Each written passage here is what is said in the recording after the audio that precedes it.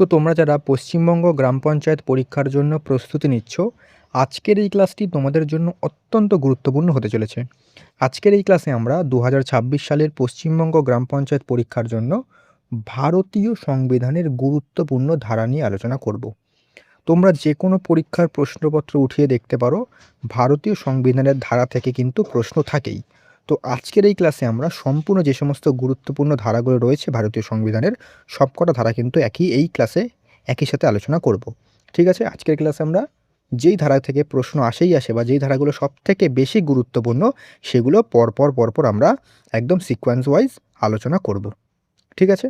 আর আজকের আলোচনার যে ক্লাস পিডিএফ সেটা তো তোমরা বিনামূল্যে পাবেই। তার সাথে কিন্তু আরেকটা স্পেশাল জিনিস তোমাদের জন্য নিয়ে এসেছি, যেটা তোমাদের খুবই কাজে লাগবে। সেটা কি?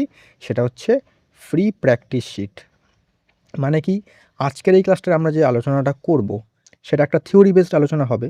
মানে কোন ধারায় কী লেখা আছে বা কোন ধারাগুলো পড়তে হবে সেটা তো বলব, এবং সেই পিডিএফটা তো পাবে আজকের যে ক্লাসের পিডিএফ। তার সাথে এই যে তোমরা ক্লাসটা করবে, সেটা তোমরা কোথা থেকে প্র্যাকটিস করবে, তার জন্য হয়তো তোমাদের কোনো বই অনেকে নাও থাকতে পারে, বা অনেকে কোনো অনলাইন প্ল্যাটফর্ম থেকে প্র্যাকটিস করতে পারে। তো তোমাদের যাতে এদিক ওদিক না যেতে হয়, সেটাই আমি তোমাদের জন্য একটা জিনিস নিয়েছি, সেটা হচ্ছে ফ্রি প্র্যাকটিস সেট। প্র্যাকটিস সেটটা তোমাদের একবার দেখিয়ে দিই আমি। দেখো, প্র্যাকটিস শিট, এক সেকেন্ড। দেখো, এই হচ্ছে তোমাদের প্র্যাকটিস শিট। আমি প্রথমে আলোচনা করে দেবো, তারপরে তোমরা এটা তোমাদের ফ্রিতেই আমি দিয়ে দেবো, ক্লাস পিডিএফ প্লাস এটাও ফ্রিতে দিয়ে দেবো। তোমরা ক্লাসটা করার পর সেই ক্লাস পিডিএফ থেকে সেই নোটসগুলো একবার ভালো করে রিভিশন দিয়ে নেবে। তারপরে এই যে শিটটা রয়েছে, এই শিটটা এখানে কিন্তু প্রচুর প্রশ্ন দেওয়া রয়েছে। এই যে শিটটা একবার তোমরা ভালো করে প্র্যাকটিস করে নেবে, তাহলে কিন্তু তোমাদের এই ধারাগুলো মাথায় ভালো করে থাকবে। ঠিক আছে? কারণ থিওরি ক্লাসের পর এমসিকিউ প্র্যাকটিস করা অত্যন্ত জরুরি। একবার তোমাদের দেখিয়ে দিই, এখানে কিন্তু 50টার কাছাকাছি প্রশ্ন দিয়েছি আমি। দেখো, এবার দেখো, এখানে কিন্তু আমি উত্তরও কিন্তু শেষে লিখে দিই, যাতে তোমরা উত্তরটা মেলাতে পারো। ঠিক আছে? উত্তরটা দেখাচ্ছি না, তোমরা শিটটা নিয়ে প্র্যাকটিস করতে পারবে। ঠিক আছে? এবার চলে আসি আমাদের মূল আলোচনাতে। দেখো, এটাকে একটু ছোট করে দিই। ঠিক আছে? দেখো, তো বলে দিলাম তোমাদের ক্লাস পিডিএফও পাবে এবং একটা প্র্যাকটিস শিটও পাবে। ঠিক আছে? তো তার জন্য তোমাদের কিন্তু একটাই কাজ করতে হবে। তোমাদের জন্য এত কিছু করছি, তোমাদের কিন্তু একটাই কাজ, সেটা হচ্ছে অবশ্যই চ্যানেলটাকে সাবস্ক্রাইব করে রাখা। ঠিক আছে? এবং শেষ পর্যন্ত দেখো, তাহলেই বুঝতে পারবে যে পিডিএফটা কী করে পাবে। তো যাই হোক, শুরু করছি আজকের ক্লাস। দেখো, প্রথমে আমরা পার্ট ওয়াইজ আলোচনা করব। প্রথম হচ্ছে পার্ট ওয়ান। পার্ট ওয়ানে কী লেখা আছে দেখো, তোমাদের এখানে ধারাটা তো হচ্ছে, তার সাথে পার্টটাও কিন্তু মুখস্থ হয়ে যাবে। পার্ট ওয়ানে কী রয়েছে? সংঘ ও তার রাজ্যক্ষেত্র। এখানে হচ্ছে ইন্ডিয়ান স্টেট রয়েছে, আর্টিকেল 1 to 4। পার্ট ওয়ানে কত পর্যন্ত আর্টিকেল রয়েছে? আর্টিকেল 1 থেকে 4। ঠিক আছে? এখানে আমাদের মূলত দুটো ধারা পড়তে হবে, সেটা থেকে প্রশ্ন দেয়। প্রথম হচ্ছে ধারা 1, ভারতের নাম এবং রাজ্যক্ষেত্রের বিবরণ। মানে India, that is Bharat, shall be a union of state. এটা হচ্ছে ইউনিয়নের অফ স্টেট, মানে রাজ্যসমূহের সংগঠন। এটা কিন্তু যেমন আমেরিকাতে কিন্তু প্রত্যেকটা যে রাজ্যগুলো আছে, তারা কিন্তু চুক্তির দ্বারা যুক্ত। কিন্তু ভারতে কিন্তু এরকম চুক্তি না কিছু। মানে কোনো রাজ্য ধরো বলল, উত্তরপ্রদেশ বলল আমি না ভারত থেকে বেরিয়ে যাবো, বা কোনো একটা পশ্চিমবঙ্গ বলে ভারত থেকে বেরিয়ে যাবো আমরা, সেটা কিন্তু সম্ভব নয়। ঠিক আছে? এটা হচ্ছে ইউনিয়ন অফ স্টেট, নাকি একটা চুক্তিভিত্তিক মানে অ্যাগ্রিমেন্ট হিসাবে জড়িত। এটা কিন্তু নয়। ঠিক আছে? জাস্ট এটা বলা রয়েছে। আমি এটা কিন্তু ডিটেলসে আমি ক্লাস করিয়েছি, তোমরা আমাদের পলিটের ক্লাসগুলো দেখে নিতে পারো। তারপর ধারা 3, নতুন রাজ্য গঠন, বর্তমান রাজ্যগুলির সীমানা, নাম, এলাকা পরিবর্তন করা সংসদের ক্ষমতা রয়েছে। এটা কিন্তু 3 নম্বর ধারায় বলা রয়েছে। মূলত তোমাদের এখানে 1 নম্বর ধারা, 3 নম্বর ধারাটা ভালো করে পড়তে হবে। পার্ট নম্বর 1 এ রয়েছে সংঘ এবং তার রাজ্যক্ষেত্র, এবং কতগুলো আর্টিকেল রয়েছে? আর্টিকেল 1 থেকে 4। তো পার্ট থেকেও প্রশ্ন দিতে পারে এবং ধারা থেকেও দিতে পারে। ওকে? এবার পার্ট নম্বর 2। পার্ট নম্বর 2 এ রয়েছে কি? নাগরিকত্ব। কত নম্বর আর্টিকেল? 5 থেকে 11 নম্বর আর্টিকেল দেওয়া রয়েছে, মানে ধারা 5 থেকে 11।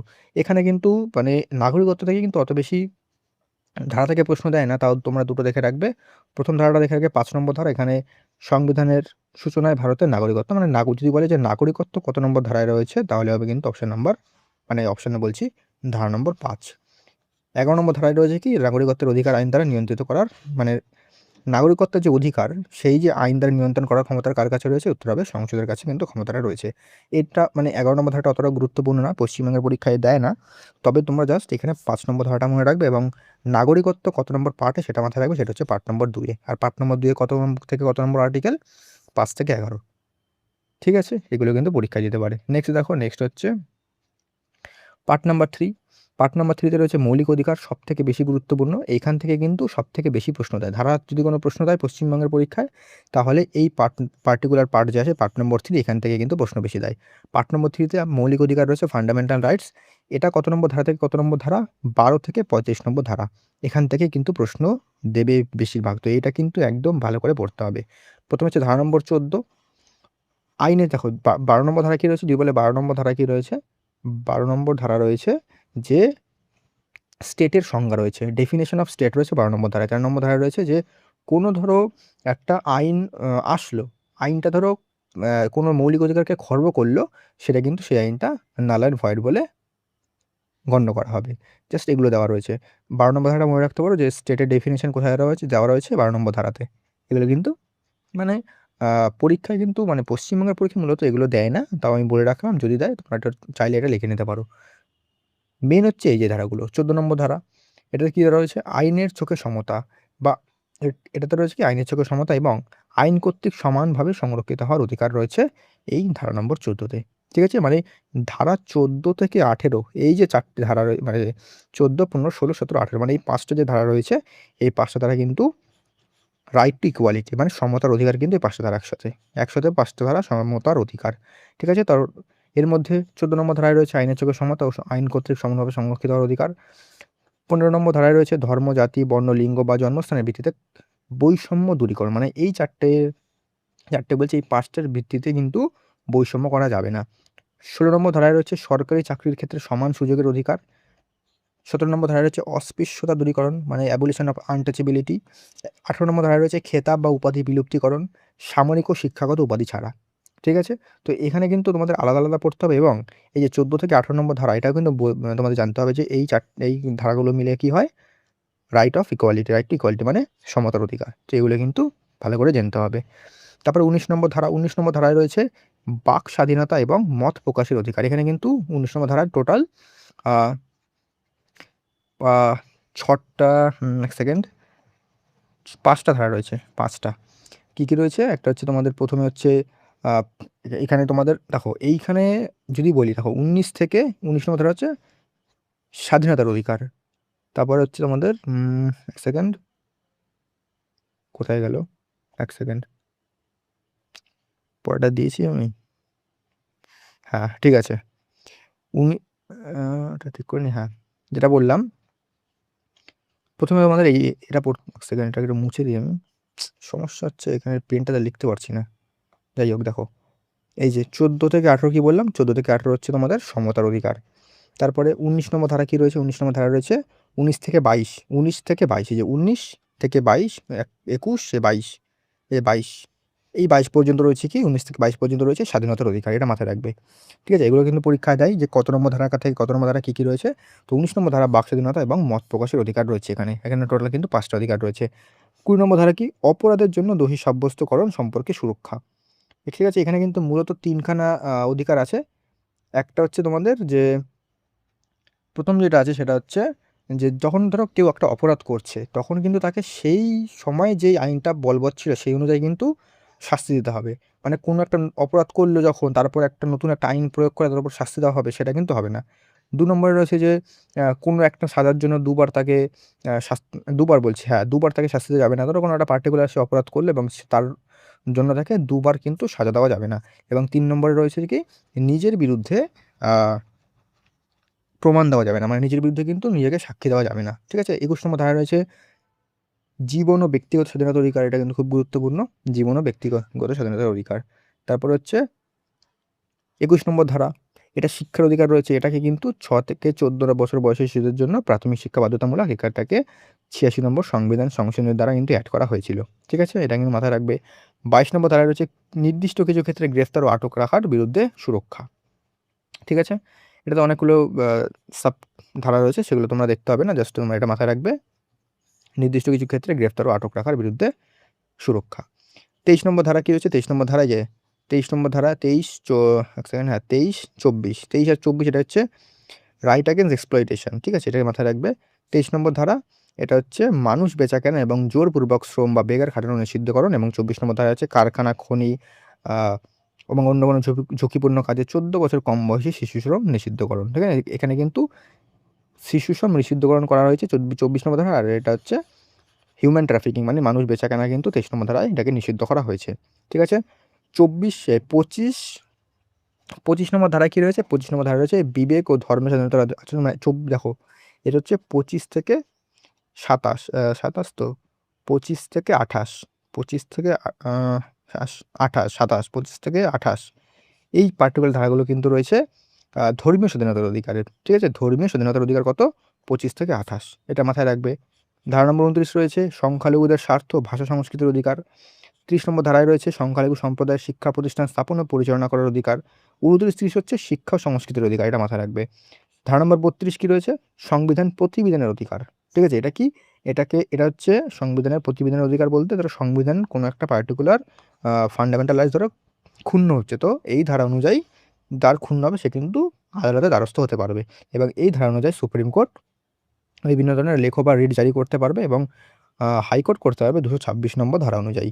বাকি আমি রিট, লেখো বা এই যে মৌলিক অধিকার সেগুলো কিন্তু আলোচনা করেছি, তোমরা আমাদের পলিটি ক্লাসগুলো দেখে নিতে পারো। আর এই যে ধারাটাকে কিন্তু বি.আর. আম্বেদকর সংবিধানের হৃদয় ও আত্মা বলেছেন, এটা কিন্তু খুব গুরুত্বপূর্ণ একটা পয়েন্ট। তো কী বললাম? 25 থেকে 28 হচ্ছে ধর্মীয় স্বাধীনতার অধিকার, 29-30 শিক্ষা সংস্কৃতির অধিকার, ধারা নম্বর 32 হচ্ছে সাংবিধানিক প্রতিবিধানের অধিকার, রাইট অ্যাগেইনস্ট এক্সপ্লয়টেশন হচ্ছে 22-23, এই 22 থেকে বলছে 23-24, আর 19 থেকে 22 হচ্ছে ধর্মীয় স্বাধীনতার অধিকার, আর 14 থেকে 18 হচ্ছে সমতার অধিকার। তো এই যে বললাম, এতগুলো বললাম যে মৌলিক অধিকার, এখান থেকে কিন্তু বেশিরভাগ প্রশ্ন দেয়, সেক্ষেত্রে একটুখানি এটা বেশি বললাম। এর পরেগুলো দেখো, এর পরে আছে তোমাদের পার্ট নাম্বার 4। পার্ট নাম্বার 4 আছে রাষ্ট্রের নির্দেশমূলক নীতি, আর্টিকেল 36 to 51, মানে 36 থেকে 51 নম্বর ধারা পর্যন্ত কিন্তু রয়েছে ডিপিএসপি, এটা হচ্ছে DPSP, directive principle of state policy, DPSP. ঠিক আছে? এটা কিন্তু পরীক্ষায় দেবে। এখানে কিন্তু অনেকগুলো ধারা রয়েছে, পার্টিকুলার কিছু কিছু ধারা তোমাদের পড়তে হবে। তার মধ্যে সবথেকে প্রথমে হচ্ছে 39A, এটা সমান ন্যায় বিচার ও দরিদ্রদের জন্য বিনামূল্যে আইনি সহায়তা। মেন হচ্ছে এই পয়েন্টটা মনে রাখবে, দরিদ্রদের জন্য বিনামূল্যে আইনি সহায়তা, এটা কিন্তু পরীক্ষায় দেয়, ফ্রি লিগ্যাল এইড। 40 নম্বর ধারাটা সবথেকে বেশি গুরুত্বপূর্ণ, এখান থেকে সবথেকে বেশি প্রশ্ন দেয়। কেন? এটাতে কিন্তু গ্রাম পঞ্চায়েত সংগঠন মানে গ্রাম পঞ্চায়েত গঠনের কথা বলা হয়েছে 40 নম্বর ধারায়। ঠিক আছে? তারপর ধারা নম্বর 44, এটাও গুরুত্বপূর্ণ, এটা থেকেও প্রশ্ন দেয়। এটা হচ্ছে অভিন্ন দেওয়ানি বিধি বা ইউনিফর্ম সিভিল কোড বা ইউসিসি, এটা কিন্তু পরীক্ষায় দেয়। 45 নম্বর ধারায় 6 বছর বয়সী কম শিশুদের প্রারম্ভিক শৈশবকালীন যত্ন শিক্ষার ব্যবস্থা কিন্তু এখানে বলা রয়েছে। 48 এর বলা রয়েছে পরিবেশ, বন এবং বন্যপ্রাণী সংরক্ষণ ও উন্নয়ন। 50 নম্বর ধারাটাও গুরুত্বপূর্ণ, এটাতে বিচার বিভাগকে শাসন বিভাগ থেকে পৃথককরণের কথা বলা রয়েছে। 51 নম্বর ধারায় আন্তর্জাতিক শান্তি এবং নিরাপত্তা বজায় রাখার কথা বলা হয়েছে, ইন্টারন্যাশনাল পিস। এখানে এই জায়গাটা মাথায় রাখবে, এই জায়গাটা মাথায় রাখবে, এখান থেকে কিন্তু এই ধারাগুলো গুরুত্বপূর্ণ। ওকে, চলে আসি এবার পরবর্তী পার্ট, হচ্ছে পার্ট নম্বর 4 এর। এখান থেকে ধারা পরীক্ষায় দেবে না, জাস্ট এটা জিজ্ঞেস করবে যে মৌলিক কর্তব্য বা ফান্ডামেন্টাল ডিউটিস কত নম্বর পার্টে রয়েছে। উত্তরে পার্ট নম্বর হচ্ছে 4A এবং আর্টিকেল হচ্ছে 51A। টোটাল কটা ফান্ডামেন্টাল ডিউটিস রয়েছে? টোটাল হচ্ছে 11টা ফান্ডামেন্টাল ডিউটিস রয়েছে। ঠিক আছে? তো এগুলো কিন্তু পরীক্ষায় দেবে, এগুলো কিন্তু মাথায় রাখতে হবে। ওকে, আর আগে কিন্তু 10টা ছিল, 11 নম্বর যুক্ত করা হয়েছে 86তম মানে 86তম সংবিধান সংশোধনের মাধ্যমে 2002 সালে। এগুলো কিন্তু মাথায় রাখি যে 1976 সালে 42তম সংবিধান সংশোধনের মাধ্যমে কিন্তু এই মৌলিক কর্তব্যটা অ্যাড হয়। মানে মৌলিক কর্তব্য কিন্তু প্রথমে আমাদের সংবিধানে ছিল না, পরবর্তীকালে এটা 1976 সালে অ্যাড হয় এবং 11তম যে তখন 10টা ছিল যখন অ্যাড হয়, তারপর 11 নম্বরটা যেটা বললাম 86তম সংবিধান সংশোধনী 2002 সালে অ্যাড করা হয়। ঠিক আছে? ধারা 51। এখানে কোনটা কি আছে যেন আমি বলে দিয়েছি, তো সেই ক্লাসগুলো দেখে আসো। বাকি এখান থেকে দেবে না, বাকি এখান থেকে তোমার পার্টটা জিজ্ঞেস করবে এবং আর্টিকেলটা জিজ্ঞাসা করবে এবং কত নম্বর সংবিধান সংশোধনের মাধ্যমে যুক্ত করা হয় এটা। মানে যেটা যেটা জিজ্ঞেস করো সেটা কিন্তু আমি এখানে দিয়ে দিয়েছি। তো এগুলো কিন্তু ভালো করে দেখতে হবে। নেক্সট দেখো পার্ট নম্বর 5। 5 রয়েছে কেন্দ্রীয় শাসন ব্যবস্থা ও সংসদ, মানে আর্টিকেল 52 থেকে 151। মানে পার্ট নম্বর 5 কিন্তু অনেক কিছু রয়েছে, 52 থেকে 151। এখানে যেমন 52 থেকে ইউনিয়ন এক্সিকিউটিভ রয়েছে, 52 থেকে তোমার 78, 78 বলছি, 52 থেকে 70 সেকেন্ড, হ্যাঁ 78, তারপরে 79, 79 রয়েছে তোমাদের পার্লামেন্ট, তারপরে হচ্ছে 124 রয়েছে তোমাদের সুপ্রিম কোর্ট, তারপরে 148 রয়েছে তোমাদের ক্যাগ, তারপরে তোমাদের এখানে অনেক, এই পার্ট নাম্বার 5 কিন্তু অনেক কিছু আছে। তারপরে 123 আছে অর্ডিন্যান্স পাওয়ার রাষ্ট্রপতির, মানে এখানে কিন্তু 123। তারপরে এখানে আছে তোমাদের 76 আছে অ্যাটর্নি জেনারেল। তো এই যে জিনিসগুলো বললাম, এই যে আর্টিকেলগুলো বললাম, এই আর্টিকেলগুলো কিন্তু পার্ট নম্বর 5 রয়েছে। ঠিক আছে? এগুলো কিন্তু মাথায় রাখতে হবে। যাই হোক, প্রথমে হচ্ছে রাষ্ট্রপতি, উপরাষ্ট্রপতি ৫ নম্বর, এটা কিন্তু পার্ট নম্বর ৫ এ রয়েছে। এখান থেকে কিন্তু ধারা অনেক রয়েছে, তবে যেগুলো পড়তে হবে সেগুলো বলে দিচ্ছি। ধারা নম্বর 52 কি? 52 হচ্ছে ভারতে রাষ্ট্রপতি পদের উল্লেখ। মানে পরীক্ষায় দিতে পারে যে রাষ্ট্রপতি পদের উল্লেখ কত নম্বর ধারায় রয়েছে, সেটা হচ্ছে ধারা নম্বর 52। কত নম্বর পার্টে? পার্ট নম্বর ৫ এ। ধারা নম্বর 53 রয়েছে কেন্দ্রীয় শাসনতান্ত্রিক ক্ষমতা রাষ্ট্রপতির হাতে থাকবে, মানে এক্সিকিউটিভ পাওয়ার বলা রয়েছে 53 নম্বর ধারা। 54 নম্বর ধারায় বলেছে রাষ্ট্রপতি নির্বাচন পদ্ধতি, আর যদি বলে ইলেকটোরাল কলেজ কত নম্বর ধারা, তাহলে কিন্তু হবে 55। আর যদি বলে যে রাষ্ট্রপতির যে আবার যদি নির্বাচিত হতে চান, মানে রি-ইলেকশন কিন্তু রয়েছে ধারা নম্বর 57-তে। তো এই যে এক্সট্রা জিনিসগুলো, এগুলো তোমরা একটু খাতায় লিখে নাও। 61 নম্বর ধারাটা খুব গুরুত্বপূর্ণ, এখান থেকে বেশিরভাগ প্রশ্ন দেয়। এটা হচ্ছে রাষ্ট্রপতির অপসারণ পদ্ধতি, যেটাকে বলা হয় ইমপিচমেন্ট। আর এটা কোথা থেকে নেওয়া হয়েছে যদি বলে, তাহলেও কিন্তু হবে ইউএসএ থেকে নেওয়া হয়েছে। তো এগুলো কিন্তু দেখতে হবে, এগুলো আমি সব আলোচনা করেছি। ধারা নম্বর 63-তে বলা রয়েছে ভারতের উপরাষ্ট্রপতি পদের উল্লেখ রয়েছে। 52-তে রয়েছে রাষ্ট্রপতি পদের উল্লেখ, আর 63 নম্বর ধারায় রয়েছে উপরাষ্ট্রপতি পদের উল্লেখ। আর 64 নম্বর ধারায় রয়েছে কি? উপরাষ্ট্রপতি পদাধিকার বলে রাজ্যসভার চেয়ারম্যান হবেন। আমরা জানি যে রাজ্যসভা, লোকসভা এবং রাজ্যসভা আমাদের উচ্চকক্ষ। এখানে হচ্ছে চেয়ারম্যান থাকেন। চেয়ারম্যানটা কে হবেন? চেয়ারম্যান হবেন যিনি উপরাষ্ট্রপতি ভারতের, তিনিই কিন্তু চেয়ারম্যান হবেন। মানে যে উপরাষ্ট্রপতি তিনিই কিন্তু চেয়ারম্যান। আর লোকসভাতে স্পিকার সেই পার্টিকুলার কক্ষে নির্বাচনের মাধ্যমে তাকে সিলেক্ট করা হয়। 72 নম্বর ধারাটা কিন্তু গুরুত্বপূর্ণ। 72 নম্বর ধারা হচ্ছে রাষ্ট্রপতির ক্ষমা প্রদর্শনের ক্ষমতা, মানে পার্ডনিং পাওয়ার। আর রাজ্যপালেরও কিন্তু পার্ডনিং পাওয়ার আছে, সেটা হচ্ছে 161 নম্বর ধারা। আর রাষ্ট্রপতির কিন্তু তোমাদের মৃত্যুদণ্ড ক্ষমা করার ক্ষমতা রয়েছে, কিন্তু সেটা কিন্তু রাজ্যপালের নেই। মানে দুজনের কিন্তু আছে পার্ডনিং পাওয়ার, কিন্তু মৃত্যুদণ্ড একমাত্র রাষ্ট্রপতিই ক্ষমা করতে পারেন। তো বাকি এগুলো কিন্তু ভালো করে নোট করে নাও। তো পরবর্তী পার্টে যাওয়ার আগে তোমাদের বলে দিই, আমাদের যে ডিজিটাল নোটস সেটা কিন্তু অ্যাভেলেবেল রয়েছে, তোমরা নিতে পারো। এটা miscellaneous clerkship, WBSSC, group C, group D, WP, KP, gram panchayat প্রত্যেকটা পরীক্ষার জন্য গুরুত্বপূর্ণ, এবং টু দ্য পয়েন্ট লেখা, যতটা পরীক্ষার জন্য ইম্পর্টেন্ট ততটাই কিন্তু লেখা রয়েছে, যাতে তোমরা খুবই তাড়াতাড়ি এটাকে শেষও করতে পারো এবং ভালো করে রিভিশনও দিতে পারো। এখানে তোমরা পার্টিকুলার কটা ডিজিটাল নোটস পাবে? এখানে তোমরা ইতিহাসের 3টে পাবে, পলিটি, ভারতের ভূগোল, পশ্চিমবঙ্গের ভূগোল, স্ট্র্যাটেজিক বিজ্ঞান এবং ইকোনমি। ঠিক আছে, তোমরা এগুলোকে পেয়ে যাবে, এবং প্রাইস কিন্তু একদমই অ্যাফোর্ডেবল, যাতে সবাই কালেক্ট করতে পারো, যাতে সবাই নিতে পারো, সেভাবে কিন্তু প্রাইসিং করা রয়েছে, একদমই কিন্তু ন্যূনতম। যারা নিতে চাও তারা কিন্তু অবশ্যই আমাকে এই নাম্বারে হোয়াটসঅ্যাপ করো। ওকে, তো এটা কিন্তু এখন নিয়ে শুরু করে দাও, কারণ পশ্চিমবঙ্গে কিন্তু প্রচুর পরীক্ষা সামনে আসতে চলেছে।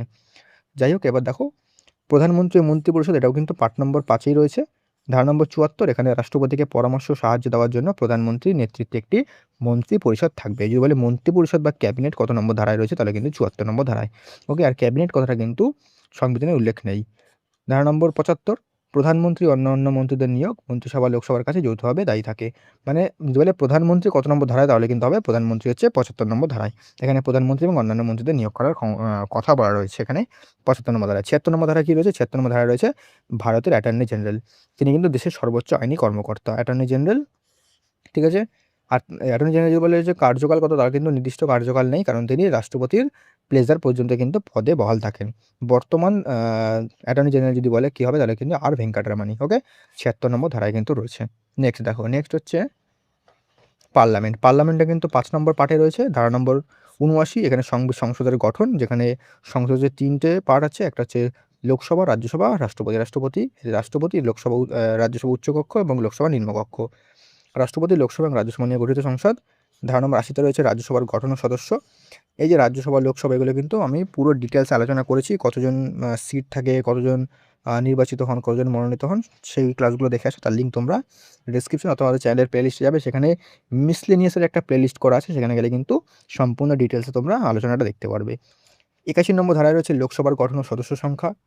ধারা নম্বর 85-তে রয়েছে সংসদের অধিবেশন আহ্বান, স্থগিতকরণ, লোকসভা ভেঙে দেওয়ার ক্ষমতা রয়েছে কিন্তু 85-তে। 108-এ রয়েছে সংসদের উভয় কক্ষে যৌথ অধিবেশন, মানে জয়েন্ট সিটিং রয়েছে কিন্তু 108 নম্বর ধারা। 110-এ রয়েছে অর্থ বিল বা মানি বিলের সংজ্ঞা।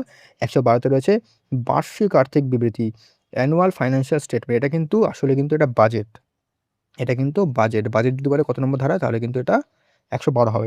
এই যে বাজেট যে শব্দটা আছে না, এটা কিন্তু সংবিধানে কোথাও উল্লেখ নেই। এটা হচ্ছে বার্ষিক আর্থিক বিবৃতি বা অ্যানুয়াল ফাইন্যান্সিয়াল স্টেটমেন্ট। 123 হচ্ছে সংবিধানের অধিবেশন বন্ধ থাকাকালীন রাষ্ট্রপতির অর্ডিন্যান্স বা অধ্যাদেশ জারি করার ক্ষমতা। মানে ধরো একটা এমন সিচুয়েশন আসলো, সেখানে সংসদের অধিবেশন হচ্ছে না, কিন্তু একটা আইন বানাতেই হবে, একটা আইন প্রয়োগ করতেই হবে। সেই যে আইনটা বানানো হয়েছে রাষ্ট্রপতি দ্বারা, সেটাই হচ্ছে অর্ডিন্যান্স। ওকে, তো এটা জাস্ট তোমাদের বলে দিলাম সহজ ভাষায়। বাকি এই যে আর্টিকেলগুলো যেটা বললাম, পার্টিকুলার আর্টিকেলগুলো কিন্তু অত্যন্ত গুরুত্বপূর্ণ। এবার এখানে কিন্তু ডিটেলসে যে বলবো যে সংবিধান এটার কটা সিট আছে, কতজন মনোনীত, কে মনোনীত করেন, এটার কটা সিট আছে, কতটা ছিল, এগুলো কিন্তু না। এটা হচ্ছে ধারা, পার্টিকুলার ধারা কিন্তু ক্লাস হচ্ছে। আমি এগুলো ডিটেলস আলোচনা করেছি, আমাদের সেই ক্লাসগুলো তোমরা দেখে নিতে পারো, তাহলে কিন্তু আরও ডিটেলস জানতে পারবে। পরীক্ষায় এভাবে দেবে না। আমি যেহেতু এটা ধারা অনুযায়ী ক্লাস, যে কোন ধারায় কী আছে, সেই জন্য আমি কিন্তু জাস্ট ধারাগুলো বলছি, ধারা ক্লাসগুলো ওটাই দেবে। ঠিক আছে? এই ধারায় এই আছে, এই ধারায় কোন কী আছে, বা রাষ্ট্রপতি কত নম্বর ধারায় আছে, এই পরীক্ষায় এগুলো দেবে, জন্য এগুলোই কিন্তু আলোচনা করছি। এবার হচ্ছে সুপ্রিম কোর্ট ও ক্যাগ, এটাও কিন্তু 5 নম্বর পার্টে রয়েছে। 124 রয়েছে সুপ্রিম কোর্টের প্রতিষ্ঠা ও গঠন। 129 রয়েছে supreme court court of record, মানে কোনো একটা ধরো মামলা হলো, সেটাকে কিন্তু মামলা নিষ্পত্তি হলো, সেই মামলাটার যে রায়টা, সেটা কিন্তু রায় বা মামলার যে ব্যাপারটা, সেটা কিন্তু রেকর্ড করে রাখতে পারে, মানে প্রিজার্ভ করে রাখতে পারে। সেটা কিন্তু পরবর্তী ধরে সেই পার্টিকুলার ধরো একটা সেম মামলা হলো, সেটাকে কাজে লাগানোর জন্য, তাই কিন্তু সুপ্রিম কোর্টকে কোর্ট অফ রেকর্ড বলা হয়, মানে রেকর্ডটা রাখতে পারে।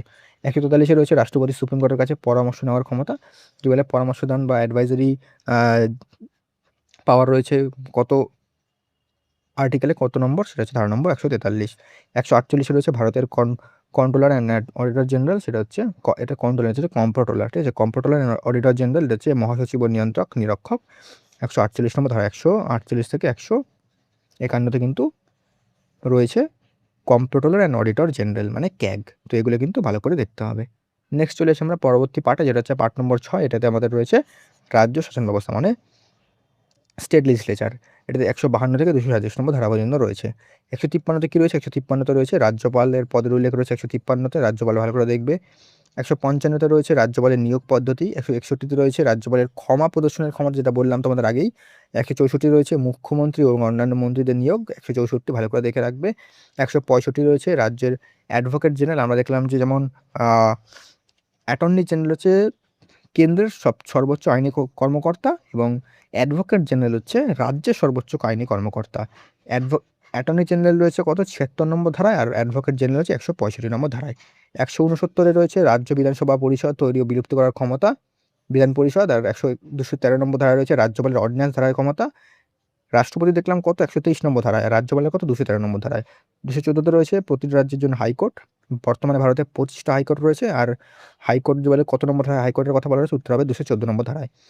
226 রয়েছে মৌলিক অধিকার ও অন্যান্য উদ্দেশ্যে হাইকোর্ট রিট জারি করার ক্ষমতা। এই যে বললাম আমি, সুপ্রিম কোর্ট 32 নম্বর ধারা অনুযায়ী রিট জারি করতে পারে, এবং হাইকোর্ট পারে কিন্তু সেটা 226 নম্বর ধারা অনুযায়ী। আর হাইকোর্টের কিন্তু রিট জারি করার ক্ষমতা সুপ্রিম কোর্টের থেকেও ব্যাপক, কারণ হাইকোর্ট কিন্তু এটাকে মৌলিক অধিকার প্লাস আইনি অধিকার দুটি ক্ষেত্রেই জারি করতে পারে, আর সুপ্রিম কোর্ট শুধুমাত্র কিন্তু মৌলিক অধিকারের ক্ষেত্রে জারি করতে পারে। ওকে, তো এগুলো কিন্তু ভালো করে আর্টিকেলগুলো দেখে রাখবে। নেক্সট দেখো পার্ট নম্বর 9 এবং 9 এ পঞ্চায়েত ও পৌরসভা, আর্টিকেল 243 to 243 ZG। আর ধারা নম্বর 43B দেখো, 243 থেকে 243 ও পর্যন্ত রয়েছে পঞ্চায়েত, আর 243 থেকে 243 ZG পর্যন্ত রয়েছে পৌরসভা। তো এটা কিন্তু দেখে নেবে, কী দেখতে হবে না। আর পঞ্চায়েত কত সংবিধানের প্রথমে ছিল না, পঞ্চায়েত গঠনের কথা কত নম্বর ধারায় বলা রয়েছে? 45 নম্বর ধারায়। আর পঞ্চায়েতের এটাকে 1992 সালের 73তম সংবিধান সংশোধনের মাধ্যমে কিন্তু সংবিধানে অ্যাড করা হয়। আর পৌরসভা বা মিউনিসিপ্যালিটিকেও কিন্তু 1992 সালেরই 74তম সংবিধান সংশোধনের মাধ্যমে কিন্তু ভারতীয় সংবিধানে অ্যাড করা হয়। তার ধারাটা বলে দিলাম, 243 থেকে 243 থেকে 243 ZG হচ্ছে পৌরসভা, 243 থেকে 243 ও হচ্ছে পঞ্চায়েত। তো এগুলো কিন্তু ভালো করে দেখে রাখবে। নেক্সট হচ্ছে আমাদের পার্ট নম্বর 11 এবং 12, কেন্দ্র রাজ্য সম্পর্ক এবং অর্থ। আর্টিকেল 245 থেকে 300A। 266 কী আছে? 266 রয়েছে ভারতের সঞ্চিত তহবিল, অর্থাৎ কনসলিডেটেড ফান্ড অফ ইন্ডিয়া এবং পাবলিক অ্যাকাউন্টস। 267তে রয়েছে ভারতের আকস্মিক তহবিল, অর্থাৎ কন্টিনজেন্সি ফান্ড। দুটোই কিন্তু গুরুত্বপূর্ণ। ধারা নম্বর 280তে রয়েছে অর্থ কমিশন, অর্থাৎ ফাইন্যান্স কমিশন। প্রতি 5 বছর কিন্তু রাষ্ট্রপতি এটি গঠন করে থাকেন। 300A রয়েছে সম্পত্তির অধিকার। দেখো, আমাদের আগে মৌলিক অধিকার ছিল তোর 7টা, তারপরে 44তম সংবিধান সংশোধনী, যেটা হচ্ছে 1978 সালে হয়, তার মাধ্যমে এই যে সম্পত্তির অধিকার, এটাকে মৌলিক অধিকার থেকে কিন্তু আইনি অধিকারের মধ্যে আনা হয়েছিল। ঠিক আছে, এই যে দেখাই আছে, তোমরা দেখতে পারো। বাকি এই যে 280 নম্বর ধারাটা খুব গুরুত্বপূর্ণ, এখানে অর্থ কমিশন রয়েছে, মানে ফাইন্যান্স কমিশন। আর consolidated fund of India, contingency fund, এগুলো কিন্তু পরীক্ষায় দেবে। নেক্সট পার্ট নম্বর 15 এবং 14 এবং 15, ইউপিএসসি, পিএসসি এবং নির্বাচন কমিশন। দেখো, 315 নম্বর ধারায় রয়েছে কেন্দ্র ও রাজ্যের জন্য পাবলিক সার্ভিস কমিশন ইউপিএসসি এবং স্টেট পিএসসি গঠন করার কথা রয়েছে 315 নম্বর ধারায়। 323 এ রয়েছে প্রশাসনিক ট্রাইব্যুনাল রয়েছে 323 এ। 324 নির্বাচন কমিশন মানে ইলেকশন কমিশন রয়েছে গঠন, পরিচালনা এবং নিয়ন্ত্রণ। 326 রয়েছে প্রাপ্তবয়স্কদের ভোটাধিকার, 18 বছর বা তার বেশি বয়সীদের ভোটাধিকার দেওয়ার ক্ষমতা রয়েছে এখানে। তারপর হচ্ছে পার্ট নম্বর 16-17 বিশেষ সুবিধা ও ভাষা। 338 রয়েছে তপশিলি জাতির জন্য ভারতীয় জাতীয় কমিশন মানে ন্যাশনাল কমিশন ফর এসসি। 338 রয়েছে তপশিলি উপজাতির জন্য ভারত জাতীয় কমিশন মানে ন্যাশনাল কমিশন ফর এসটি। এবং 343 রয়েছে ইউনিয়ন সরকারি ভাষা মানে হিন্দি, দেবনাগরী হরফে ইংরাজি। মানে ইউনিয়নের যদি ভাষা যদি বলে কত নম্বর ধারা, তাহলে কিন্তু 343 নম্বর ধারায়। ঠিক আছে, তো তারপরে দেখো পার্ট নম্বর 18 জরুরি অবস্থা, আর্টিকেল 352 to 360। আমাদের ভারতে কিন্তু 3 ধরনের জরুরি অবস্থা বা ইমার্জেন্সি রয়েছে। কী কী? একটা হচ্ছে ধারা নম্বর 352, যেটা হচ্ছে জাতীয় জরুরি অবস্থা বা ন্যাশনাল ইমার্জেন্সি। তারপর হচ্ছে 356, এটা হচ্ছে রাজ্য সাংবিধানিক অচল অবস্থা, আর এটা হচ্ছে রাষ্ট্রপতি শাসন বা প্রেসিডেন্ট রুল।